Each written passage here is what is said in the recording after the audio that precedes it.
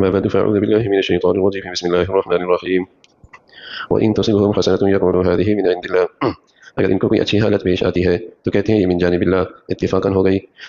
وَإِن تُصِبْهُمْ سَيِّئَةٌ يَقُولُوا هَذِهِ مِنْ عِنْدِكَ اگر ان کو کوئی بری حالت پیش آتی ہے تو کہتے ہیں یہ آپ کے سبب سے ہے قُلْ كُلٌّ مِنْ عِنْدِ اللَّهِ آپ فرما دیجئے سب کچھ اللہ کی طرف سے ہے فَمَا لِهَٰؤُلَاءِ الْقَوْمِ لَا يَكَادُونَ يَفْقَهُونَ حَدِيثًا تو ان لوگوں کو کیا ہوا کہ بات سمجھنے کے پاس کو بھی نہیں نکلتے وَمَا أَصَابَكَ مِنْ حَسَنَةٍ فَمِنَ اللَّهِ اے انسان تجھ کو جو کوئی خوشحالی پیش آتی ہے وہ محض اللہ کی جانب سے ہے وَمَا أَصَابَكَ مِنْ سَيِّئَةٍ فَمِنْ نَفْسِكَ اور جو کوئی بدحالی پیش آئے وہ تیرے سبب سے ہے وَأَرْسَلْنَاكَ لِلنَّاسِ رَسُولًا ہم نے آپ کو تمام لوگوں کی طرف پیغمبر بنا کر بھیجا ہے وَكَفَىٰ بِاللَّهِ شَهِيدًا اللہ تعالیٰ گواہ بطور گواہ کافی ہے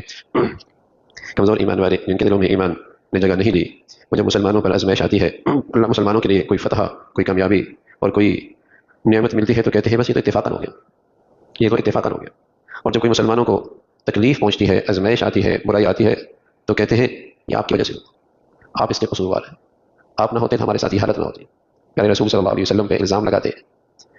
جب کوئی کامیابی ہوتی تو یوں نہیں کہتے کہ آپ کی برکت سے ہوئی آپ کی بدولت اللہ کی مدد اور نصرت ملی ہے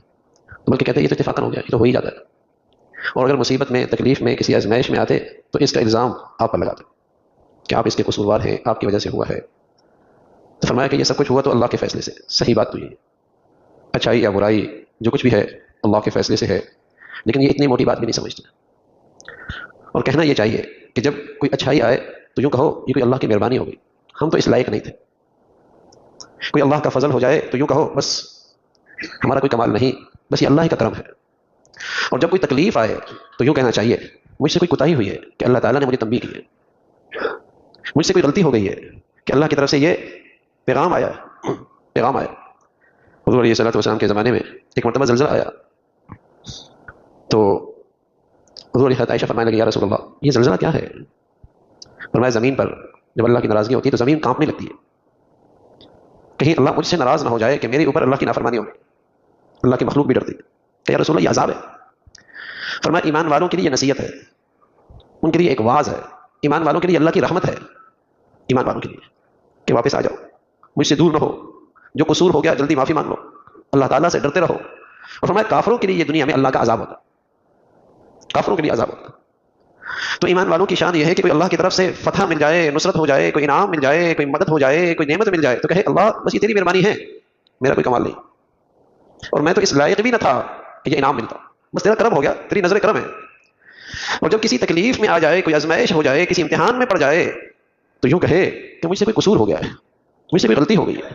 مجھ سے کوئی غلطی ہو گئی ہے قصور ہو گیا ہے فرمایا ترتیب تو یہ ہونی چاہیے ما اصابک من حسنۃ فمن اللہ کہ جو تم پر کوئی اچھائی تمہیں مل گئی تو سمجھو یہ محض اللہ کی جانب سے ہے وما اصابک من سیئۃ فمن نفسک اور اگر کوئی تمہیں بدحالی اور کوئی تکلیف پیش آ جائے تو سمجھو اس سبب سے ہے کہ تمہاری وجہ سے کہ مجھ سے یہ کوئی قصور ہو گیا پھر اللہ نے اپنا پیغمبر جو بھیجا ہے یہ بطور پیغمبر بنا کے بھیجا ہے کہ اللہ کا پیغام لے کے آتے ہیں کہ تم یہ سمجھو کہ اللہ کن چیزوں سے راضی رہتے ہیں کن چیزوں سے ناراض ہوتے ہیں اور تمہاری دل کی سچائی اور تمہاری زندگی کے لیے اللہ کی گواہی کافی ہے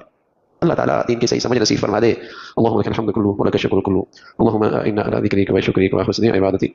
نستغفر الله ونتوب اليك سبحان ربك رب العزة عما يصفون وسلام على المرسلين والحمد لله